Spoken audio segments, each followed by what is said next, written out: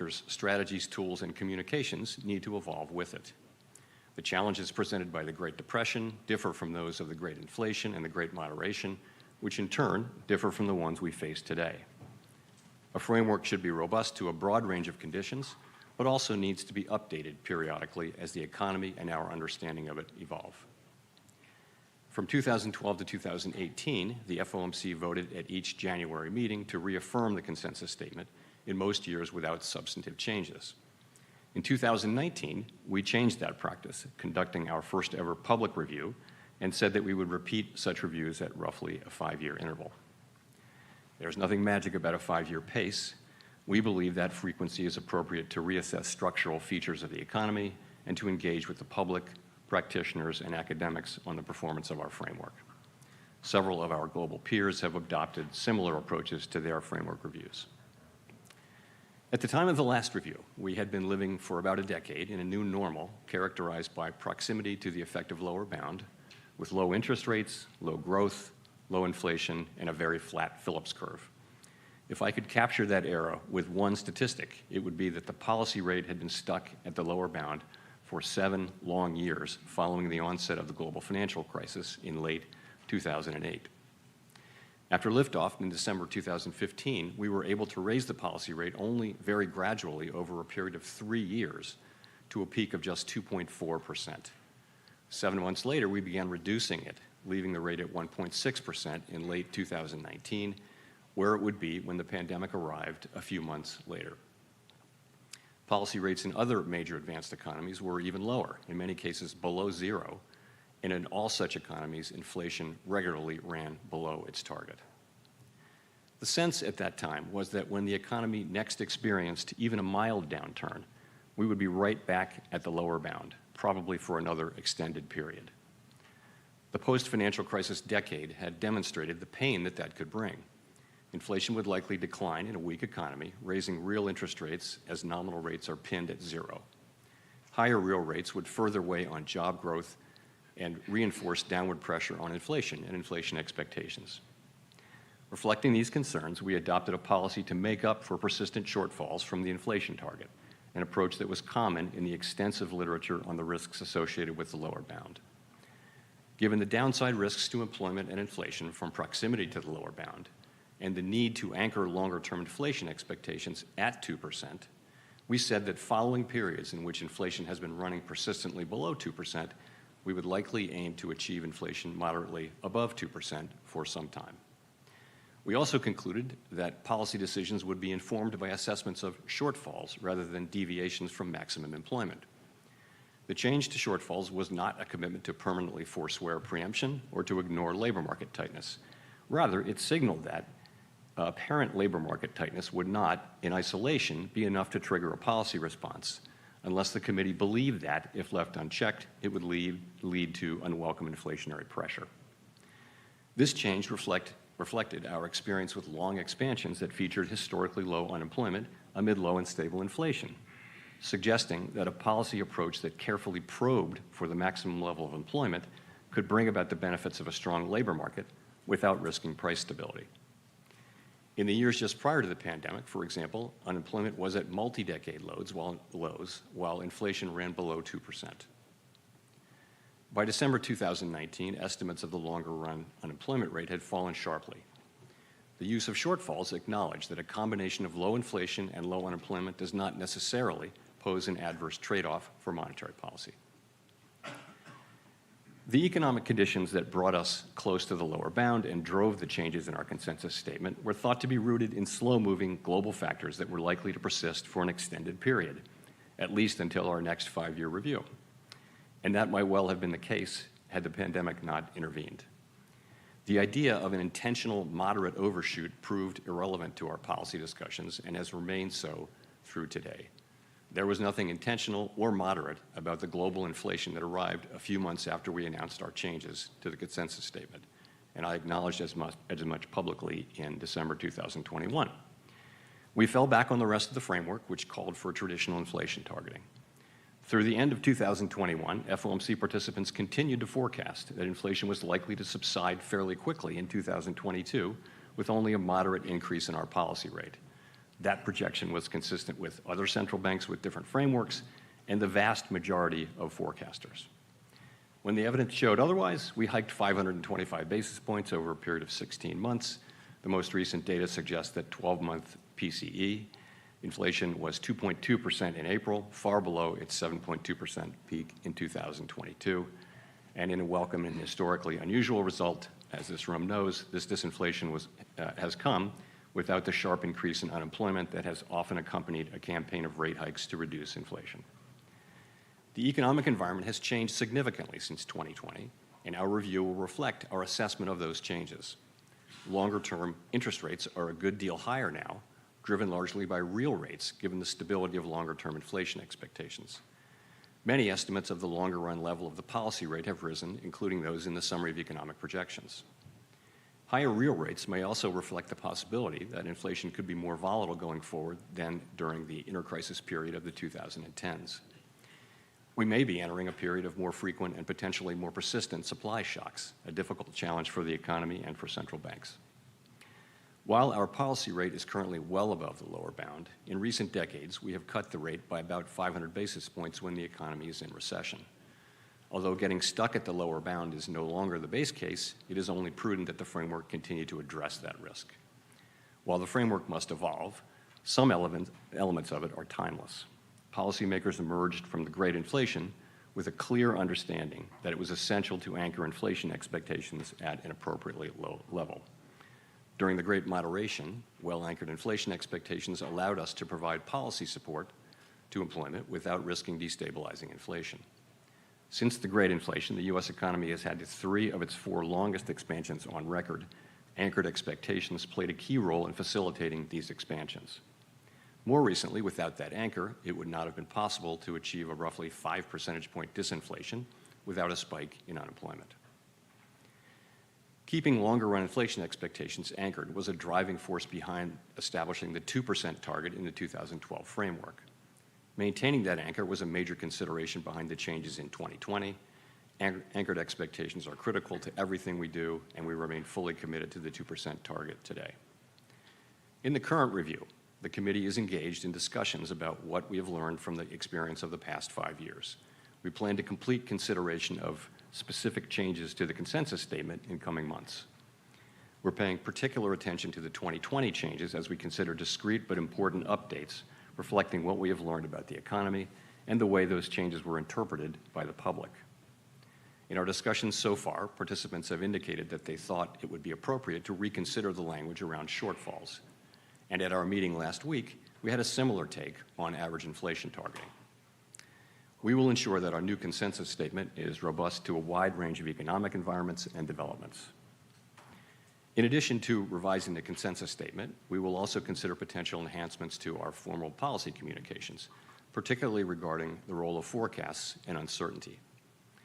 As we have been reviewing assessments of the 2020 framework and of policy decisions in recent years, a common observation is the need for clear communications as complex events unfold.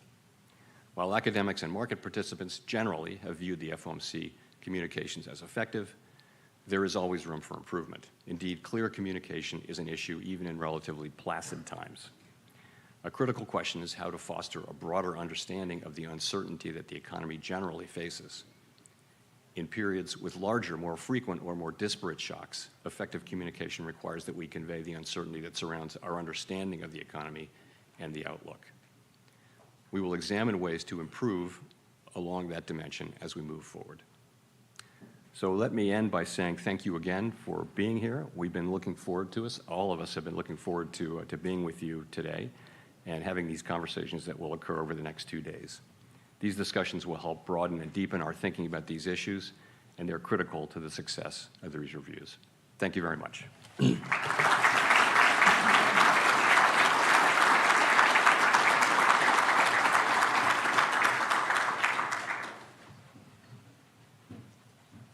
All right, thank you very much.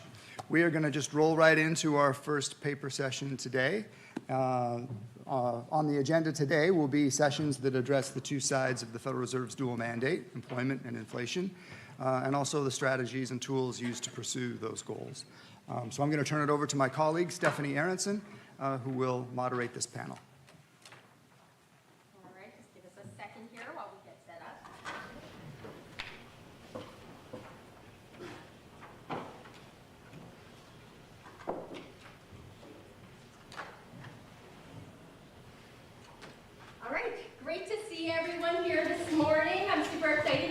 kicking off the session. I'm Stephanie Aronson. I'm a Senior Associate Director in the Division of Research and Statistics. And I was told that I could say a few words about why our first session is important. But the title of the first session, I think, pretty much speaks for itself. The labor market and maximum employment. It gets right to the heart of the Fed's dual mandate, so enough said about that. I think I'm also just going to take a very quick moment to introduce our two panelists. So our presenter is Aisha Gulshai. She's a professor of economics and public affairs at Princeton University. And since we're here at this system conference, I'm also going to note that for many years she was our esteemed colleague at the New York Fed as a research economist there. Her work focuses on macro labor issues, including measuring maximum employment and unemployment, and labor force participation dynamics, which makes her a great person to get the session started. Our discussant, thank you, is Eric Hurst, although I suspect everyone could hear me, right? Never a problem. Our discussant is Eric Hurst. Eric is the Roman Family Distinguished Service Professor of Economics at the University of Chicago's Booth School of Business, and his work lies at the intersection of macroeconomics, labor economics, and urban economics. He's worked on issues near and dear to my heart, like the decline in male labor force participation and welfare losses stemming from gender and racial discrimination. So I think with that said, Aisha is going to get us started. And you'll have 30 minutes. Finish at 8:20. Thank you for the invitation to this exciting event. I would like to see my slides if possible. Okay. My job here is to start our discussion on the employment side of the mandate, to define, measure maximum employment, and link it to price stability. As you can imagine, it's not an easy task, because while the FOMC set a clear target and linked that target to a specific indicator on the price stability side, the maximum employment mandate remains relatively ambiguous. And you can see it here in this paragraph that I took from Longer Run Goals and Monetary Policy Strategy. So this statement is going to be my guide throughout my presentation today. So I'm going to go over key aspects of this definition, the broad-based and inclusive side of it, being not directly measurable, changing over time due to monetary factors, and its assessment depending on shortfalls from maximum employment, which is based on an analysis of a wide range of indicators. Changing over time due to monetary factors, and its assessment depending on shortfalls from maximum employment, which is based on an analysis of a wide range of indicators. That will help us support a broad-based and inclusive goal. Having said that, even though I started by saying there is not a clear metric or measure, I want to start thinking about employment to population ratio as a key measure of progress towards maximum employment. Employment to population ratio is governed by two key forces. As we enter a recovery, it starts recovering because unemployment rate starts going down. On top of it, we might get some increase through the participation margin. And this simple identity tells me that since changes in participation is moderated by something that's very close to 1, changes in participation will be more important even than changes in unemployment in shaping employment to population ratio.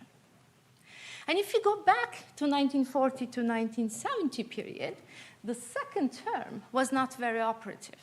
In that case, it was appropriate to think about a full employment-unemployment rate as suggested by Bob Hall in 1971. However, things got more complicated starting in the 70s, and this margin started to be more active. And the difficulty arose especially when we faced the recovery following, this very slow recovery following the Great Recession and the pandemic, while we were trying to evaluate cyclical improvement in participation, while we were facing a downward trend coming from the demographic structure in the economy.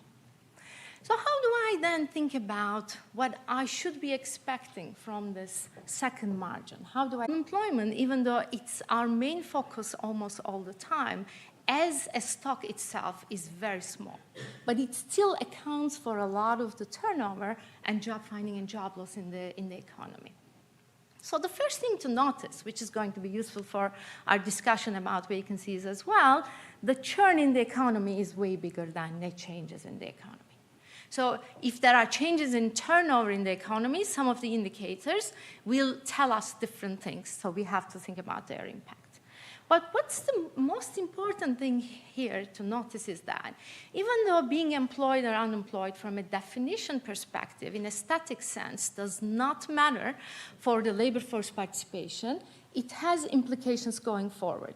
Because an unemployed individual is about 10 times more likely to leave the labor force. So this mechanism I will refer to as the participation cycle.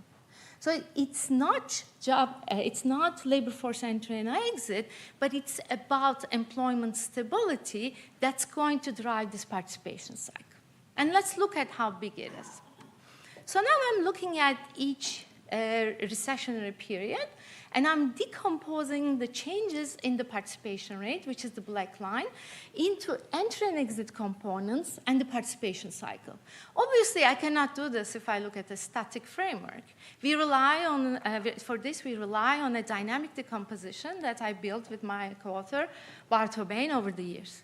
So when somebody loses their job and becomes unemployed, going forward, this puts downward pressure on the participation rate. And since considerations for maximum employment is forward-looking, this is an important increase in what I refer to as the soft landing period. So this tells us that it's not only the increases in the unemployment rate, but the flow origins are also important to evaluate what to expect from that. So now that I have these cyclical components, I can go back and look at the importance of unemployment and participation cycles and see how they are evolving over time. So I'll take the same equation and I will look at the cyclical evolution. So this gives me my favorite indicators, the unemployment cycle, because the recession opens a hole in the economy. And then we try to get out of that hole, increase employment, by reducing the unemployment rate and by creating employment stability through the participation margin.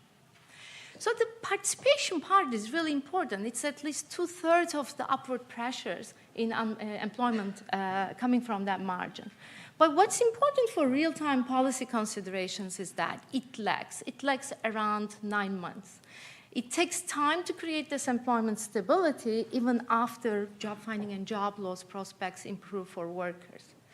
And one thought I had before looking at this was the participation recovery was very slow after the Great Recession because it was a very slow recovery.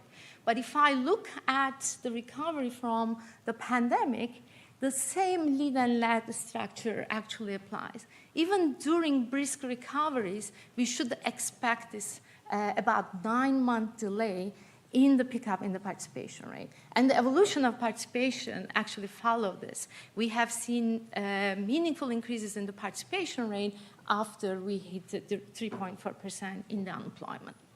So then what about the inclusiveness of this? Because I'm still looking at that. I don't have time to show that, but when you do this for different demographic groups, the same mechanism applies for all. So it's always the employment stability, not the entry and exit. But perhaps, surprisingly, the leg structure is also very similar. Each group have very similar leg structures to the aggregate economy. So that this has the implication that we could shift our focus from entry of marginalized groups to employment stability of all workers. And the mechanism behind this is the same. It's job finding and job loss prospects improvement. So now What about price stability? One definition of maximum employment is the highest level of employment that does not compromise price stability. So now I want to take this flow approach and start thinking about the price stability part of it. So far, all I have shown you is how the economy progresses without telling you when we start seeing price pressures or where the natural rate should be. So I want to think about the natural rate of unemployment as the unemployment rate which is consistent with stable level of inflation, following Friedman's definition. And it's obviously as clear as also clearly specified in the statement, driven by non-monetary factors, and it's going to be time varying. While in the 70s, the idea was that 4% is the full unemployment rate, we have learned that there are big fluctuations in the natural rate of unemployment coming from slow or fast-moving factors. So I want to think about two different kinds of non-monetary factors. The first one I will refer to as U-bar. These are secular trends. They are easier to project because most of the time they are related to slow-moving demographics. So one thing about aging, we can stop it and it's deterministic. So it helps us understand these trends really easily. But then there is the second temporary labor market shifts. The difficulty about this is even though it's tempting to change the indicator that you are focusing on, from cycle to cycle, different labor market shifts happen. Mismatch increases in on the job search intensity or changes in recruiting behavior of firms, they all appear in different cycles. So now what I want to do is to offer you a summary measure that is based on unemployment, that's consistent with stable prices, which is going to be a proxy for all these labor market disruptions. But I will use the secular trends as my anchor. It's going to help me identify this, because if I were looking at 1975, I would be able to see that because of all the demographic effects, all the baby boomers entering the labor market, there was an upward shift in the unemployment rate, which makes 4% an unreliable target. So obviously, once you have this, you could summarize inflationary pressures in the economy by defining the unemployment gap. Where is unemployment relative to the natural rate of unemployment? And this gap is going to be affected by where we are in the business cycle as well as monetary policy. So I want to estimate U-star, which is obviously not an observable indicator. But what's observable is my anchor U-bar. And you could also think of it being consistent with the long-run projections in the S&P that Chair Powell just shown us. So I want to do this in the context of a new Keynesian Phillips curve, which allows me to have a forward-looking view of inflation. Nominal wages will be sticky, and when they are reset, they will be reset taking into account where the agents will expect the labor market to go forward. And when I use this new Keynesian Phillips curve, I will be able to decompose total inflation into two components. The second part is going to capture the temporary supply shocks, changes in productivity, markups, labor supply disruptions, while the first one, which I refer to as the underlying inflation, will link labor market to inflation. The first component, obviously, is inflation expectations, long-run inflation expectations, but the second part will take this unemployment gap and moderate it through the slope of the Phillips curve. And this kappa obviously will be an important parameter. But what I want to take away from this is it's not only the contemporaneous output gap that matters, it's also the expectations about future unemployment gaps that's going to be a determinant of inflation. So we're going to estimate the natural rate of unemployment following the seminal work of Thomas Laubach in 2001. We are going to bring in the flow-based measure of the trend unemployment rate, median CPI, 5 different measures of labor compensation. And inflation expectations will tell me two things. One is how anchored they are in the long run. That's an important part of underlying inflation. And the second is how they vary in the short run, which is going to reflect what people expect for the unemployment gap to be in the future. So these will be enough for me to identify the natural rate along with the underlying component of inflation.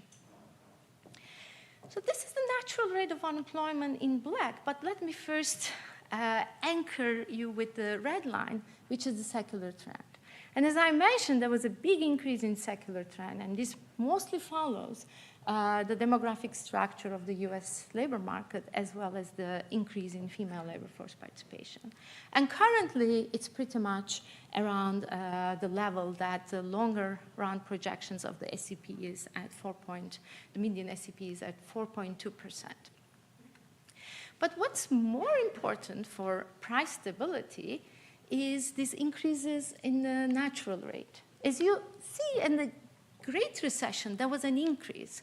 And we discussed a lot what are these factors. And mismatch recruiting intensity, UI extensions, house luck, these were all explanations that came up.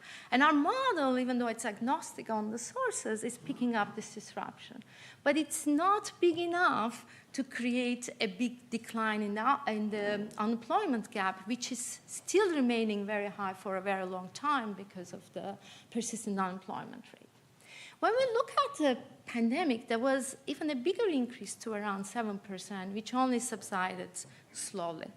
This time, factors are different. This is related to increase on the job search intensity.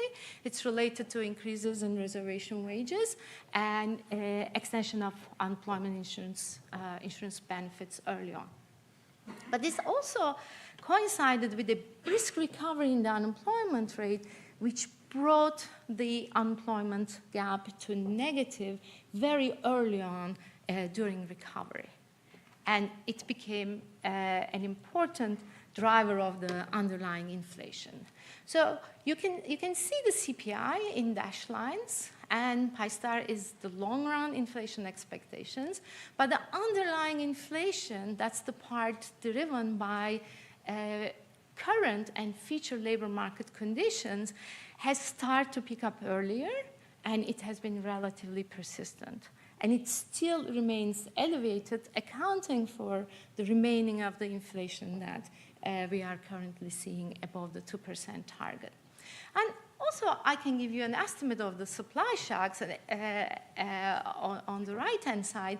You can see that the big swings are driven by this, while the persistent component is related to the labor market. So what about disinflation? Because when we try to think about the relationship between unemployment and inflation, we often want to change our slack indicator, or we often want to change the slope indicator. But here, what I'm doing is I'm just using this forward-looking way of looking at inflation, and I'm only using a single slope. But the soft landing episode makes it harder to reconcile what has happened, because we have seen substantial disinflation with very minimal increase in the unemployment. To reconcile what has happened, because we have seen substantial disinflation with very minimal increase in the unemployment rate. So if you look at this period, both in terms of CPI and underlying inflation, as well as a summary measure of wage inflation extracted from 5 different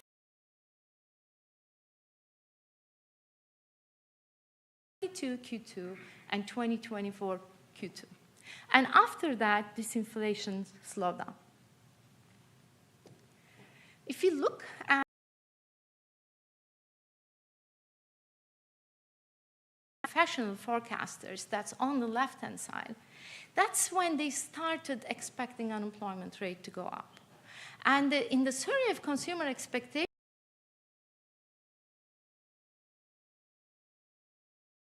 unemployment rate to be higher also increase.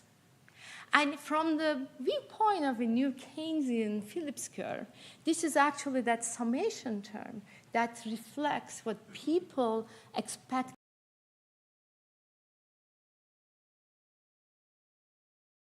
process, which is not really related to a big increase in the unemployment rate, to expectations about the unemployment gap to close due to Fed's actions. And interestingly, these expectations, this time period, coincides with Chair Powell's speech at Jackson.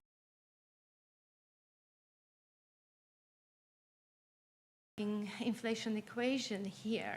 And as I mentioned, there's this expected slack component that we think played an important role that speaks to Fed's credibility.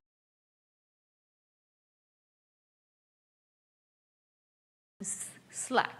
Is there an indicator that I favor? Should I be using vacancy to unemployment ratio, or should I be thinking about changes in the slope? So one last thing about what I learned about vacancies when I looked at the flow approach, again, goes back to a simple accounting identity. Employment evolves because people separate from their jobs and people get hired through vacancies. QT here is the job fill rate, ST is the separation rate. So the vacancy rate in that case can be written as a function of growth rate of employment. It could be payroll employment or household.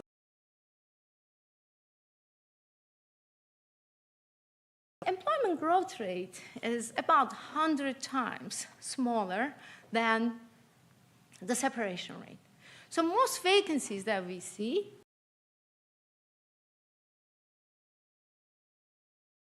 employment grows by a couple of 100,000 where we have millions of vacancies. So any changes in job filling rate and separations rate will affect the vacancy. Have a high vacancy rate to handle that turnover. And I think this is really key to understanding what happened with vacancies in this cycle. So I'm going to show you a simple counterfactual. The blue line here is the actual vacancies, and it picked up pretty much with inflation.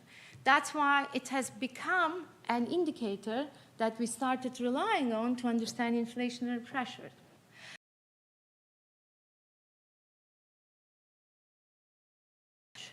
And in that case, I see the red line. So it's typically not very important, but you can see that during this time period,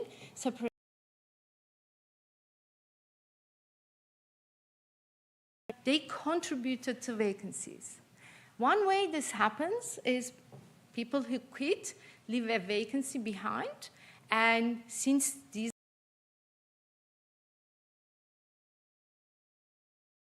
opens up a vacancy change in the economy. And this becomes an inefficient process because you are trying to replace a specific person instead of expanding. And that's why job filling rates went down. And the second counterfactual, the orange one, shows you what happens if I shut down fluctuations and the job filling rate. And you can see that I really don't have much fluctuations in vacancies anymore, even though employment growth rate changed over time from negative to positive. And this tells me that vacancies are actually capturing turnover and job filling in the economy.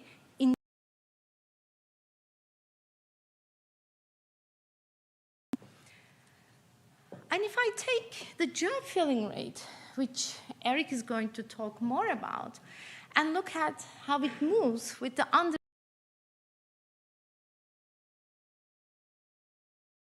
Phillips curve, you see the remarkable co-movement. And the underlying inflation still remains elevated relative to its pre-pandemic level. And similarly, the job filling rate still remains suppressed relative to its pre-pandemic level, even though vacancy rates have come down, supporting the decline in matching efficiency. So let me end with a couple of key takeaways. In my view, this flow approach, thinking about turnover and movement of workers across the different labor market states,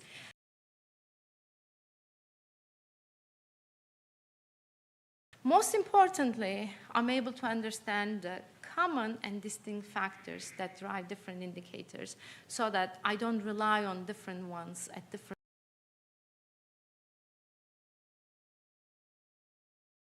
the unemployment cycle, and the participation cycle. And this stylized fact about participation cycle lagging, even during brisk recoveries, I think is an important lesson I got from this calculation, because it highlights the importance of building employment stability for all groups in the economy. It also provides a bridge to understanding price stability because it gives me a handle on non-monetary factors. And we should, of course, recognize that there is not a perfect indicator and there is not a perfect model of the labor market. However,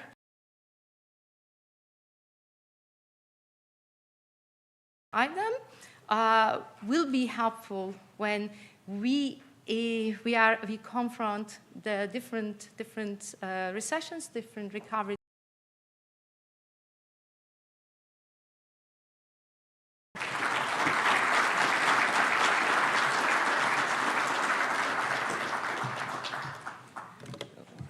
Thank you. I'm going to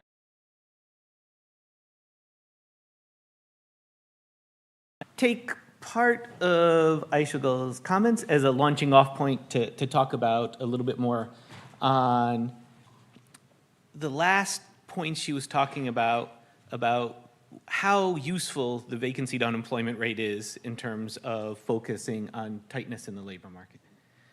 And so I'm going to start with a comment that Aysegül had in her paper, which is basically, a lot of us in the macro labor literature have kind of come to from different angles, the conclusion that the vacancy to unemployment rate, we should be cautious about using that as a measure of future wage and price pressures. Now, on the other side, a lot of New Keynesian people have been putting this as the anchor of their models or modifying models of Phillips curves to try to put the vacancy to unemployment rate in.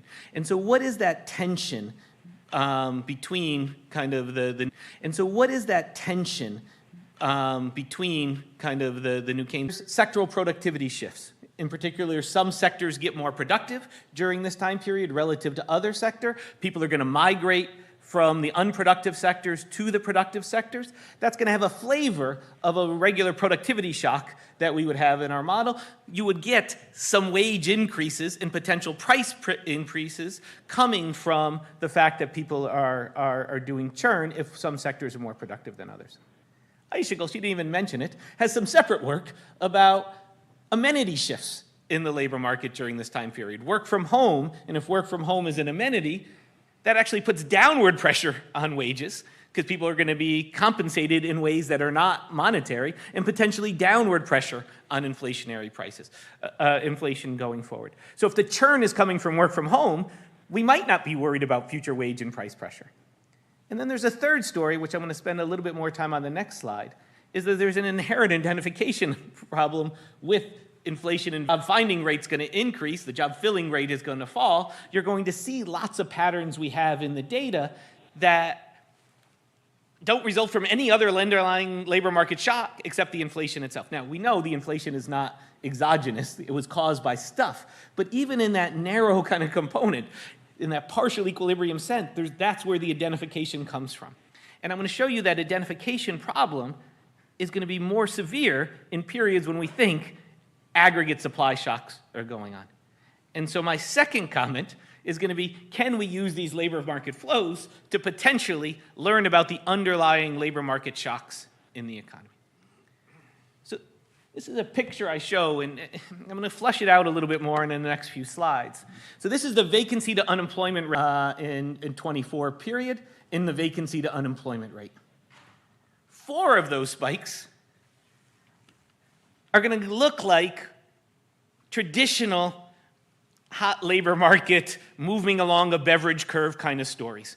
During these periods, the unemployment rate was falling sharply as the vacancy rate was rising. During this period, nothing else was interesting was going on in inflation. It kind of looks like the story that when we want to put these vacancy to unemployment rates in our new Keynesian models, this kind of looks like what they're trying to capture during those periods. But there's 4 other periods. 1974, 1979, 1951, and the current pandemic period, where the vacancy to unemployment rate was at relatively high levels, the unemployment rate moved somewhat during this period, but not a huge amount during these down periods. But yet, the inflation rate was relatively high. And so what I'm going to do next is I'm just going to try to correlate in a very simple way whether shifts in Phillips curves, which we usually think occur when supply shocks are around, are correlated with shifts in beverage curves when the vacancy to unemployment rate is going up, holding the unemployment rate constant. Now, my Phillips curve I'm running here is not going to pass the new Keynesian test in any sort of way. I'm not including any inflation expectations or such. I'm just going to correlate the inflation rate on unemployment and unemployment squared. I want to get a little nonlinearity in there as well. I'm going to take the residuals from that regression. I'm going to do the same thing with the beverage curve. I'm going to take the vacancy to unemployment rate, run it on the unemployment rate and the unemployment rate squared, take the residuals of those regressions. And I'm going to ask the question, are those residuals correlated? And then the second question, can we get supply shock potentially aggregate supply shocks potentially driving some of that correlation? Here's the correlation in those residuals in the data. What you could see, again, on the x-axis, I'm doing this 2 periods. Again, my limited new Keynesian knowledge knows that there were periods when the Phillips curve was steep or something like that. So I'm breaking it into a 1950 to 1989 period and then a total period. It doesn't matter on the period. That's all I'm trying to convey here. And what you could see is the periods when the high Phillips curve residuals, or basically high inflation conditional on unemployment, are correlated with high vacancy to unemployment rates conditional on the unemployment rate.